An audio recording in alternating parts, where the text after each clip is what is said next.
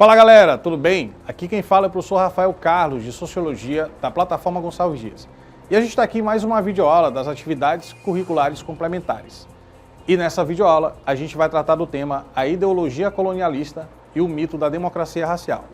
Então, para a gente poder começar, a gente vai primeiro entender o que é essa ideia, da onde surgiu esse conceito, quem foi que criou essa noção chamada de democracia racial aqui no Brasil. Bom, a ideia de democracia racial, ela remete a uma sociedade sem discriminação. Então, se houver uma democracia racial, significa dizer que não existe racismo ou discriminação racial naquela sociedade. Ou então, sem barreiras legais, sem impedimentos, para a igualdade entre grupos étnicos. Essa ideia surgiu na literatura sociológica lá na década de 1930, com um teórico brasileiro chamado Gilberto Freire. Gilberto Freire, ele considera que a miscigenação racial, que é uma marca, uma característica muito importante do povo brasileiro, e também a forma como os portugueses conseguiram ali estabelecer um domínio no período colonial, que foi a maneira do assimilacionismo cultural, gerou o que se chama de adocicamento ou abrandamento das relações raciais no Brasil.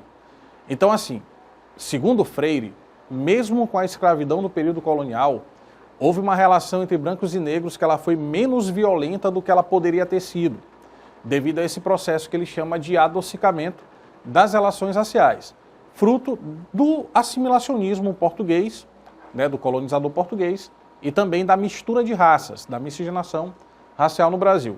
Beleza, tu já entendeu o que é, quem foi que criou e quando criou. Mas na sociologia existe muita gente que discorda dessa visão. Por isso que hoje ela é chamada de mito da democracia racial, por ser apenas uma narrativa construída em determinado momento, lá na década de 30, para dizer que o Brasil era um país que não havia racismo, que não havia discriminação racial. Gilberto Freire, que é o autor dessa ideia, ele escreveu um livro chamado Casagrande Senzala, que é o livro mais importante dele. E nesse livro ele analisa a formação da sociedade brasileira a partir das relações entre senhores e escravos, ou seja, entre brancos e negros. E é exatamente nessa obra que vai surgir essa ideia chamada de democracia racial. Que, como eu te falei, algumas pessoas concordam e a maioria, pelo menos dos teóricos brasileiros, discordam que isso tenha sido algo real, que de fato aconteceu esse adocicamento das relações entre brancos e negros no período colonial. A noção de uma escravidão menos segregadora do que foi, por exemplo, a escravidão da América Espanhola, que a estadunidense também, e a suavização das práticas violentas adotadas pelos senhores contra os escravos, fazem com que o livro de Gilberto Freire seja alvo de diversas e duras críticas, sobretudo dos teóricos que vieram no período posterior ao período dele, da década de 40 para frente. Então, assim, houve esse livro nos anos 30, ele escreveu sobre as relações raciais no Brasil colônia, mas muita gente, a maioria dos teóricos, discordou dessa ideia. Por isso que eu estou te falando. Hoje ela é tida não como uma teoria, mas como um mito, uma narrativa, que não é verdadeira, portanto, da existência de um país sem racismo, que o Brasil seria um país onde não há discriminação racial. Afirmar que existe democracia racial requer, portanto, pensar em uma sociedade em que todas as pessoas, todas elas, independente da sua origem étnico-racial e da cor de sua pele, sejam livres e tenham direitos iguais. Então a gente tem que partir do princípio de que, para haver democracia racial, todas as pessoas, igualmente, têm os seus direitos, têm sua liberdade e não há preconceito algum por esse critério racial. Por isso que hoje essa teoria é vista com maus olhos, digamos assim, pela maioria das pessoas e dos intelectuais brasileiros. Existe democracia racial no Brasil? A resposta mais imediata e mais sensata seria dizer que não. Porque a gente sabe que depois de mais de 300 anos de escravidão, ainda existe no país muitos resquícios desse período que foi o período colonial. Então, grande parte da população, por exemplo, afrodescendente no Brasil, faz parte da população mais pobre do país. E isso, obviamente, tem uma explicação na forma como a sociedade brasileira foi sendo construída, sobretudo no período colonial. Então ainda existe muitos resquícios, ainda há muito preconceito Ainda há muito racismo no Brasil, né? Então a gente não pode garantir que haja democracia racial num país onde o racismo é tão evidente, num país onde a desigualdade social muitas vezes também é uma desigualdade racial, uma desigualdade étnica. Então a resposta mais imediata para essa pergunta seria não. Não existe democracia racial no Brasil, como provavelmente não existe democracia racial em qualquer lugar do mundo, né? Porque, como eu te falei, a gente tem que pressupor que todas as pessoas igualmente serão tratadas da mesma forma, sem que haja preconceito, todos tenham suas liberdades e direitos iguais assegurados. Então isso é muito difícil de acontecer. É apenas no campo do imaginário, apenas no campo da ideia que pode acontecer algo desse tipo. Então a gente vive numa sociedade permeada por preconceitos, muitos deles de origem histórica, colonial, da formação do país, e que faz com que a gente, infelizmente, não possa afirmar que exista uma democracia racial no Brasil. Existe, no máximo, um mito, uma narrativa, uma história contada de uma democracia racial pelo fato de que aqui no Brasil o racismo ele não foi tão evidenciado quanto foi, por exemplo, nos Estados Unidos, na Europa e até mesmo na África do Sul. Lembra que na África do Sul e nos Estados Unidos, por exemplo, teve já uma política mesmo, tipo leis, né, que determinavam a segregação entre brancos e negros. Isso não faz muito tempo, a gente está falando do século passado, está falando de poucas décadas atrás. Tanto nos Estados Unidos quanto na África do Sul, havia um sistema de segregação racial oficial, baseado em leis, amparado pelo próprio Estado, né? Pela própria legitimidade burocrática do país. Então, assim, no Brasil, a gente de fato não tem isso. Não existe no Brasil, pelo menos hoje, uma lei que discrimine pessoas ou uma lei que segregue racialmente os grupos sociais no Brasil. Mas o fato de não existir isso dessa forma não quer dizer que não exista preconceito. Preconceito é uma coisa, segregação é outra, tá? Então, preconceito ele existe independente de haver uma política pública, uma lei ou algo do tipo que determine a segregação racial.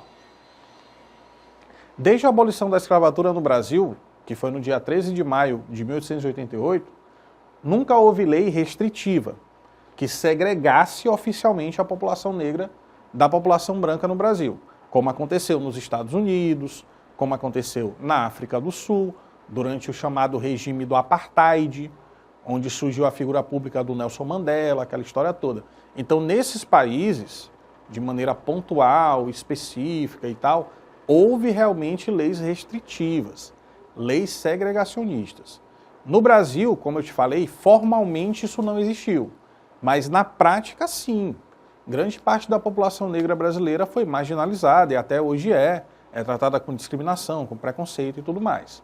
No entanto, no Brasil, há uma ideologia racista que perdura até hoje e, sobretudo, existe no Brasil também o que a gente chama de racismo velado ou racismo camuflado, que é estrutural e que mantém a população negra parte da plenitude de seus direitos aqui no nosso país, certo? Então, assim, mesmo que não exista de forma evidente, declarada, explícita, mas existe sim um processo de marginalização da população negra, da população afrodescendente no Brasil. Então, por isso que a gente não pode afirmar, infelizmente não pode afirmar, que exista de fato uma democracia racial. Ela fica somente no campo ali da narrativa, da ideia, do mito da democracia racial. E aí a gente tem uma teoria que contrapõe essa teoria do Gilberto Freire. A do Gilberto Freire foi o que eu te falei ainda há pouco, do Casagrande Senzala, de que não existe racismo no Brasil, né? Que as relações raciais elas foram ao longo do tempo adocicadas e tudo. Então essa teoria ela recebe algumas contraposições, algumas oposições intelectuais. Por exemplo, a gente tem um teórico chamado Kabengele Munanga, que é um cara que nasceu na África, mas se radicou depois no Brasil, certo? Segundo o Kabengele Munanga, o racismo estrutural brasileiro é um impedimento para que haja ascensão social dos negros. E enquanto houver distinção de classes sociais, marcada também pela cor da pele, é impossível falar-se em uma democracia racial. Então, dos vários teóricos que contrapõem essa ideia da democracia racial, o Munanga é um deles. E ele está associando o racismo no Brasil também à questão de desigualdade social. Então ele está dizendo que no Brasil é mais difícil um negro ascender socialmente do que um branco, mesmo que eles tenham a mesma educação, tenham nascido na mesma classe social, etc. Exatamente porque existe um racismo estrutural, que é esse racismo que a gente falou ainda há pouco, né?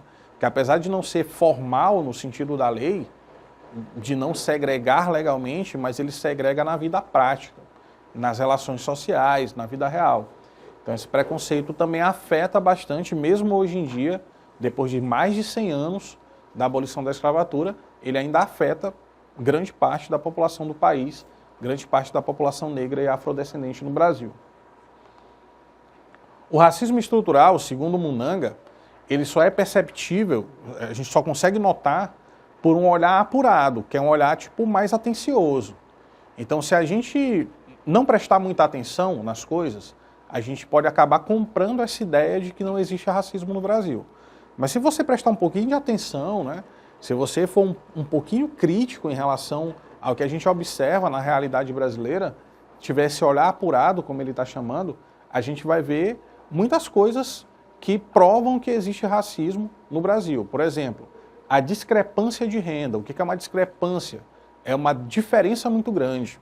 Se você pega os dados do IBGE, a renda média das pessoas brancas no Brasil, ela sempre foi e até hoje é mais elevada do que as pessoas negras, mesmo que eles trabalhem ali em profissões similares, né? Então você tem ali uma desigualdade, uma discrepância de renda. E se a gente traz isso para a relação homem e mulher, se você comparar a renda média do homem branco brasileiro com a mulher negra, fica ainda mais distante. Então é claro que tem que existir uma explicação para isso, né? E a explicação está exatamente nesse racismo estrutural. A empregabilidade, a marginalização da população negra em relação à população branca. Então são vários indícios, vários critérios que nos mostram que quando a gente olha com um pouquinho mais de atenção, com um olhar um pouco mais crítico para a realidade nacional, a gente percebe que mesmo que não haja uma lei ou uma coisa formal que oficialize o racismo, ele existe nas relações cotidianas. Ele existe na prática, na vida cotidiana no Brasil, certo? E o que é esse mito da democracia racial? Como a gente sabe, mito é uma coisa irreal, né? O contrário daquilo que é verdade ou realidade. É algo inexistente, é uma narrativa fantasiosa. Falar em mito da democracia racial nesse sentido teórico leva-nos a interpretar que a democracia racial não existe, por isso que ela é vista como algo falso, como não uma verdade, mas um mito, né? Algo inexistente. Boa parte do senso comum, da opinião comum no Brasil, afirma que no Brasil não há racismo, porque se baseia nessa ideia da democracia racial, né? Inclusive, muitas vezes, isso foi usado no Brasil como uma propaganda do país, para incentivar a vinda de turistas, para incentivar o Brasil a ser escolhido para ser a sede da Copa do Mundo de 2014. Então, no vídeo promocional, na candidatura do Brasil, tinha essa ideia de que, venha para o Brasil, um país onde não existe preconceito, onde todas as pessoas conseguem conviver bem, independente da cor da sua pele, da sua raça, o que não é verdade, né? Na prática mesmo, não é algo verdadeiro, por isso que é chamado de mito da democracia racial. Então, essa ideia, porém, ela não se concretiza nas relações cotidianas. Ela existe somente no campo da ideia, do teórico, mas não se percebe na prática mesmo, no dia a dia no Brasil. E aí, obviamente, o Enem, ele explora, ele aborda questões relacionadas a esse mito, a essa teoria da democracia racial. Inclusive, é muito comum de aparecer em questão de prova de vestibular esse tema, tá? Então, por exemplo, se aparece a questão do Enem para a gente fazer, vamos acompanhar para ver como é que eles podem cobrar. A população negra teve que enfrentar sozinha o desafio da ascensão social. Quando a gente fala de ascensão, a gente está falando de algo que está para cima, né?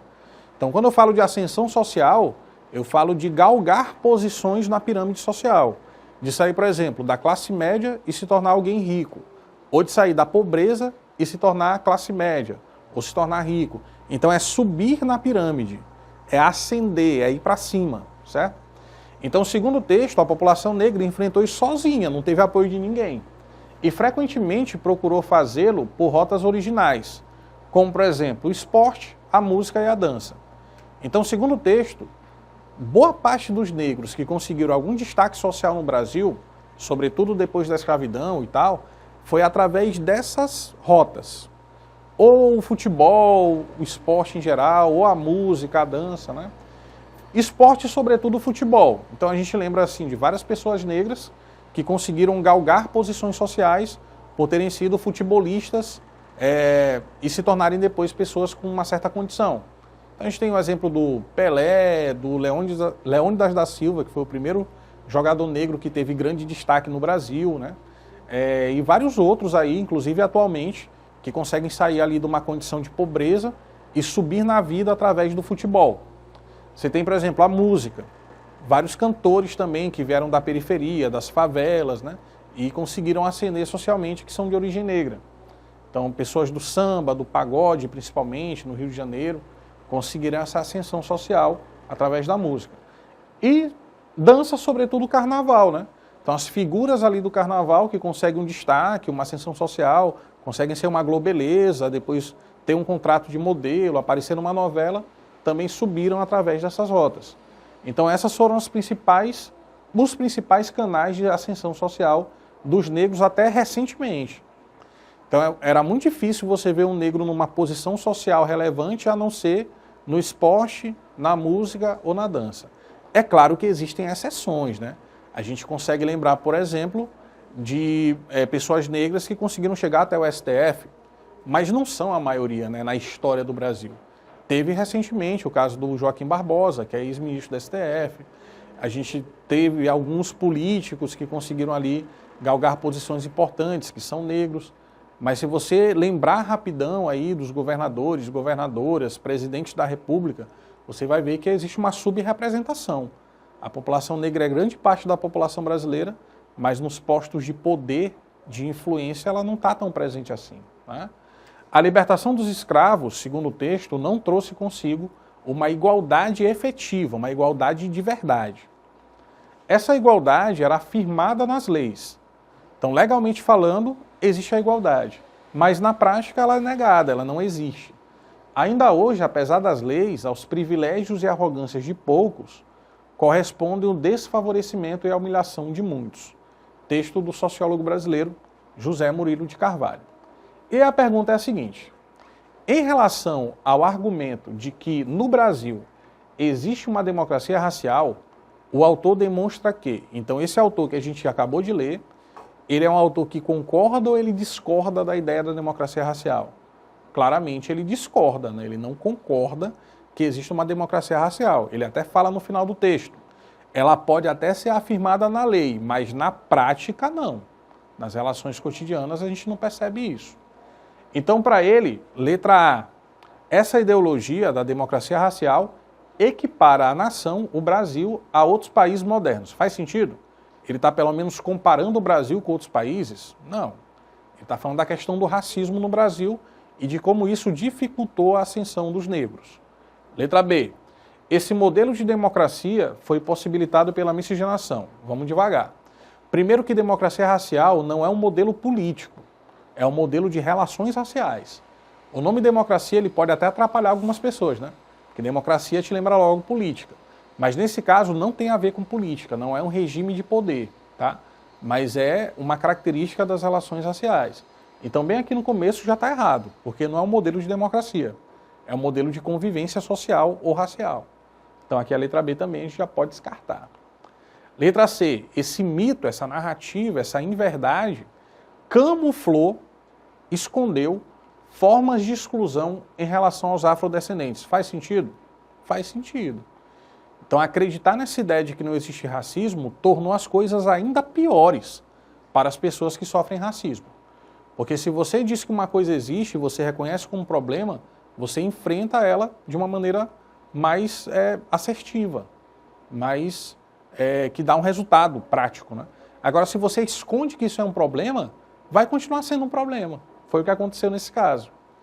Essa dinâmica política, novamente, democracia racial não é uma dinâmica política. É uma dinâmica racial, é étnica. Então está errada a letra D. Essa peculiaridade nacional, essa característica própria do Brasil, garantiu mobilidade social aos negros. A letra E é exatamente o contrário do que a gente leu no texto. o texto diz que dificultou a mobilidade, a ascensão dos negros. E a letra A está dizendo que tornou isso possível. Então é falso. A única opção correta que tem aí é a letra C de casa.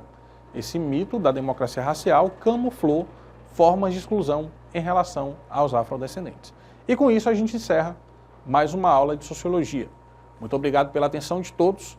Lembrem-se de seguir as redes sociais da plataforma Gonçalves Dias no Instagram e também se inscrever no canal do YouTube. Deixa aí seu curtir, seu like e comenta nesse vídeo. Diz o que você gostou, pensou da aula, se você gostou, se você não gostou. Dá alguma sugestão aí pra gente na próxima, beleza? Então é isso, um abraço a todos e até a próxima. Tchau, tchau.